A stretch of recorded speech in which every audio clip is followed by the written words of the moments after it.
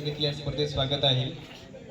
परत तर भीमसंघाचे वेळ संघाचे प्रशिक्षक आहेत आडरे संघ, त्यांचे देखील खेळाडू आपण वजनगड्या दिशेने जायचं आहे. तुमच्याकरिता हा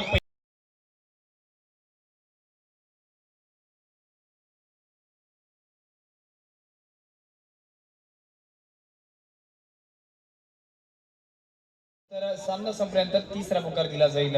अशा पद्धतीचा तुमच्याकडे तर ही नियमावली आहे. परंतु या ठिकाणी ही नियमावली याच दोन्ही संघांकरिता देखील समान पद्धतीची होती.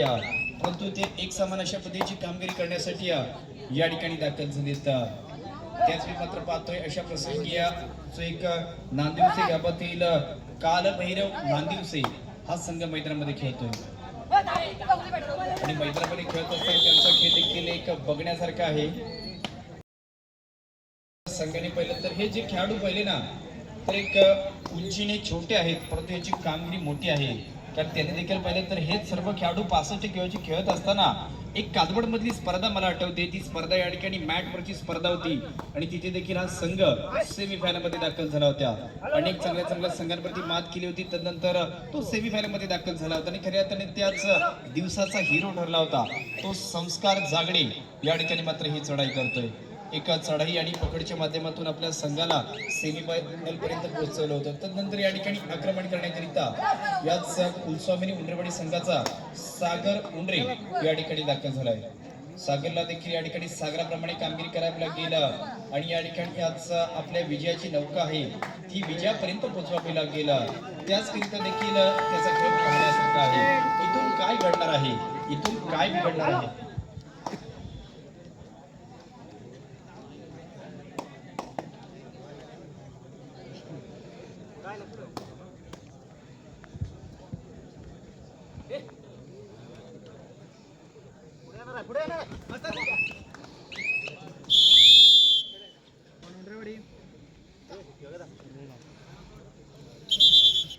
दोन्ही संघांकरिता पहिला पुकार बक्रतुंड गोळकोट आणि जयनुमान शंकरवाडी विनय बंगाल शुभम हरवडे. चला आपले दोन्ही संघाचे खेळाडू घेऊन आपण या ठिकाणी सज्ज राहायचं आहे. याच्यानंतर आपला सामना आहे जयनुमान शंकरवाडी आणि बक्रतुंड गोळकोट संघ यांच्यानंतर एकच चांगली लढत या ठिकाणी आपण पाहणार आहोत.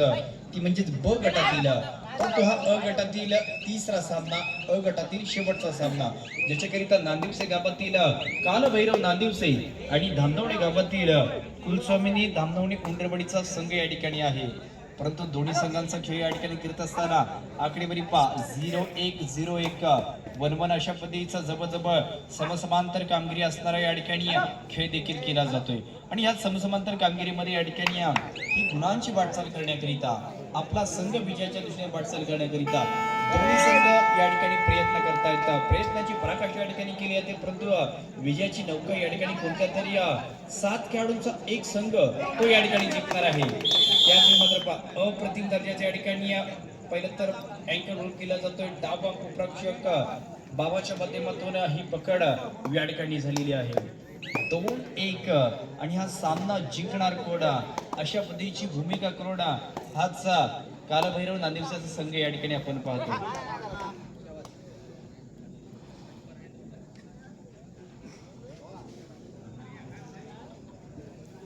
परंतु याच नांदिवसे संघाबद्दल सांगायचं झालं तर याच मैदानावरती पाहिलं तर या वर्षामध्ये एक वयोगटाची स्पर्धा देखील या ठिकाणी माझ्या मते 2006-07 अशी वयोगटाची स्पर्धा या ठिकाणी होती आणि ज्याच्यात देखील सेमीफायनल मध्ये दाखल झाला होता तो हा कालभैरव नांदिवसेचा संघ आहे.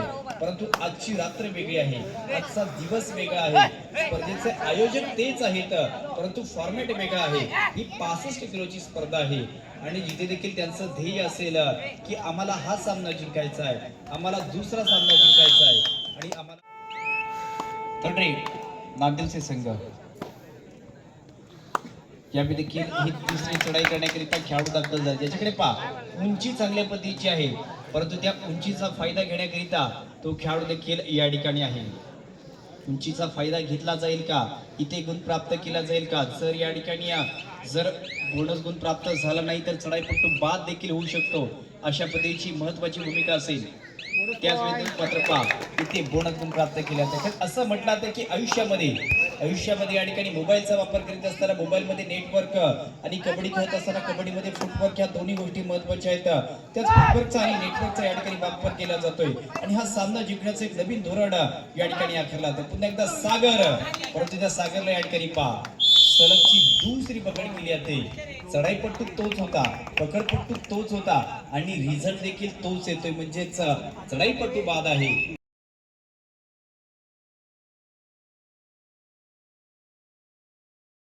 संघाला या पकडी मधला गुण प्राप्त झालेला आहे. जो सामना काही मिनिटांपूर्वी पाहिला तर 1-1 अशा पद्धतीमध्ये होता.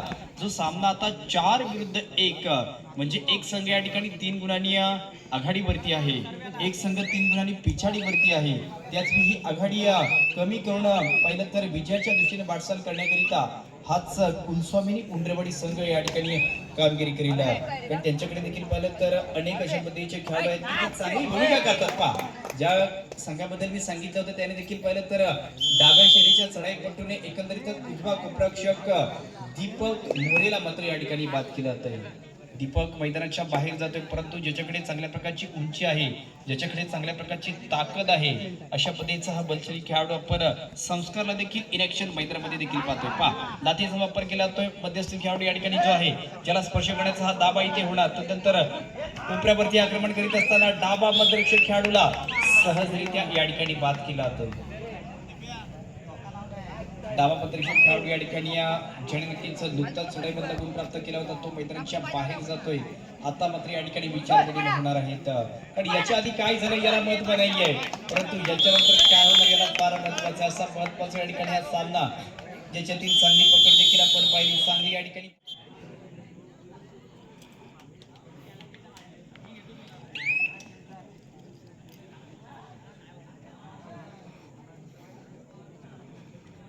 आता देखील या ठिकाणी आपण पाहिलं तर ही जी स्पर्धा आहे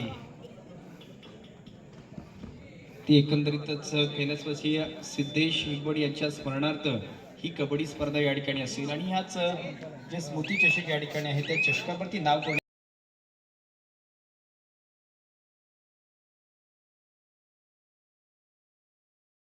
4 संघ सेमीफायनल पहिला हा झालेला आहे. त्याचा विचार केला पहिल्या डाबात जरी काही संघ आपण पाहिलेले आहेत ते पिछाडीवरती असतात, परंतु दुसऱ्या डाबात देखील त्या संघांना आपण कित्येकदा जिंकताना पाहिलेला आहे.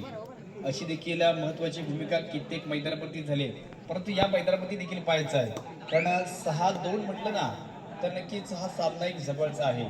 त्या जवळच्या सामन्यात निर्णायक अशा पद्धतीची शेवटची जी काही मिनिटे आहेत त्या मिनिटांचा योग्य रीतीने जो वापर करेल तोच या ठिकाणी जिंकणार आहे. कोण जिंकेल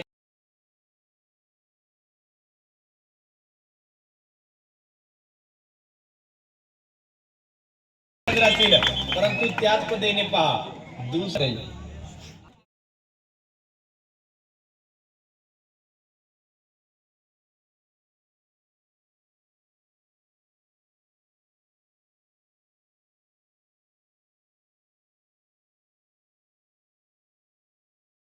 वरती होता, परंतु दुसऱ्या डाबात आम्ही आमचा सर्वोत्तम खेळ करणार, आम्ही या ठिकाणी आमचे 100% देणार आणि हा सामना आमच्या दिशेने वळवणार हे भाकीत घेऊन मैदानामध्ये दोन्ही संघ आलेत.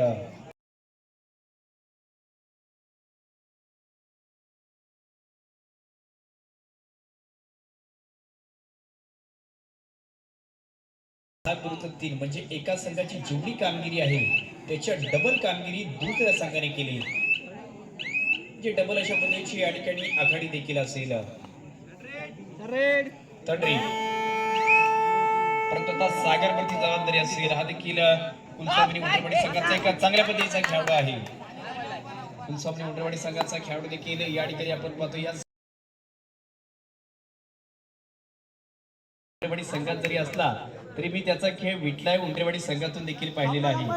शेवटची 5 मिनिटे या ठिकाणी असतील आणि 5 मिनिटांचा कालावधी असताना या ठिकाणी नांदिवसे 6 तर या ठिकाणी कुलस्वामी उंडरवाडी 4 अशा पद्धतीचा शेवटच्या 5 मिनिटांचा कालावधी असेल आणि त्याच कालावधीत एकंदरीतच आता आघाडी किती जवळ आले पहा.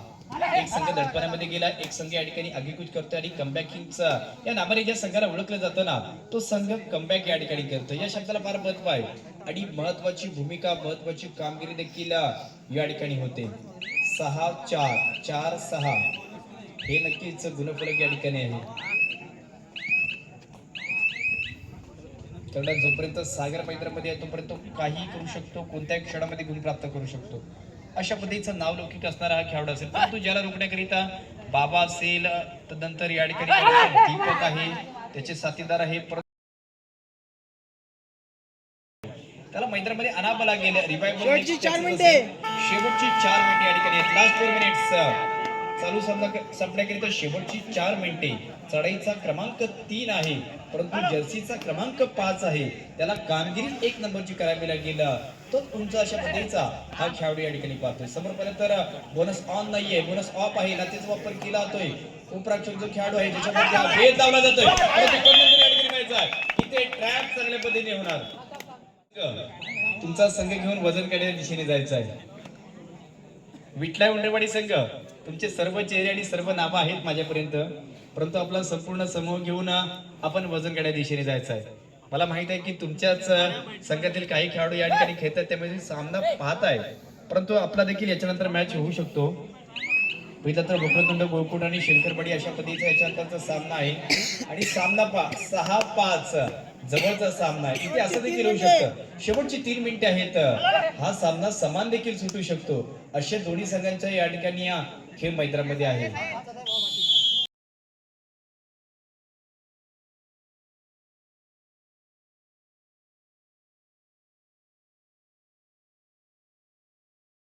चढाई या ठिकाणी लातेचा वापर केला जातोय, जो डाव्या शैलीचा चढाईपट्टू आहे, परंतु याची भूमिका डावा मध्यरक्षकाला बाद करण्याची होणार का? त्याचवेळी उजवा उपरक्षक एक चांगला अँकल मास्टर आपण दीपक मोरेला देखील इन ऍक्शन मैदानामध्ये पाहतोय. तो या ठिकाणी ही पकड करून दाखवणार का? परंतु ही पकड डावा मध्यरक्षक खेळाडूने केले. एक महत्वाच्या क्षणात महत्वाच्या खेळाडूची केली जाणारी पकड आहे, त्याने संस्कार इन ऍक्शन मैदानामध्ये दाखल झालाय. 5-7. आता जी 1 ची आघाडी आहे ती नक्कीच 2 मध्ये या ठिकाणी डिपॉझिट केली जाते. आता या ठिकाणी दुहेरी अशा पद्धतीची आघाडी, शेवटची 2 मिनिटे या ठिकाणी आहेत आणि आघाडी देखील 2 गुणाची असेल. 5-7. चला, दोन्ही संघांसाठी तिसरा पुकार. वक्रतुंड गोकुळ जय हनुमान शंकरवाडी आपण प्रवेशद्वारावरती यायचं आहे. जय हनुमान शंकरवाडी आणि वक्रतुंड गोकुळ संघ. परंतु ही सागरला आता किमया करावी लागेल, साता समुद्र पार न्यावी लागेल आणि त्याच मी मात्र पाहिजे आहे.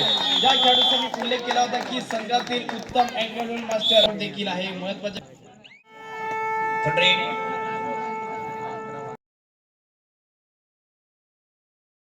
चढाई या ठिकाणी असेल आणि समोर पाहिलं तर 2-2 अशा प्रकारच्या 2 चेनचा आणि 4 खेळाडूंचा समूह या ठिकाणी असणार आहे.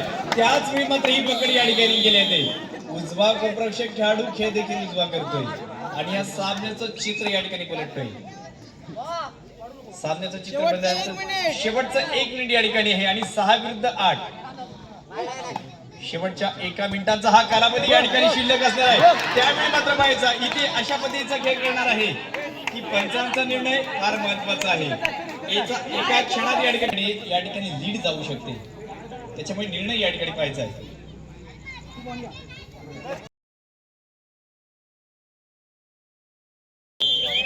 नक्कीच शेवटची काही सेकंद या ठिकाणी शिल्लक आहेत आणि सामना इक्वल आहे. हा सामना इक्वल सुटणार का की इथे कोणता तरी संघ जिंकणार? 8-8 शेवटची काही सेकंद.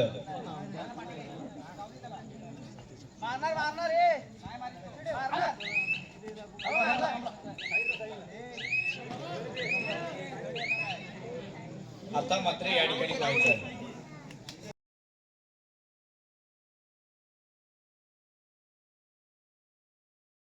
संख्या मित्रांनो पाहिली ना तर कोणताही संघ आघाडीवरती नाहीये, कोणताही संघ पिछाडीवरती नाहीये, म्हणजे समसमांतर कामगिरीचा सामना आहे. सुटू शकेल अशा पद्धतीची भूमिका या ठिकाणी आहे.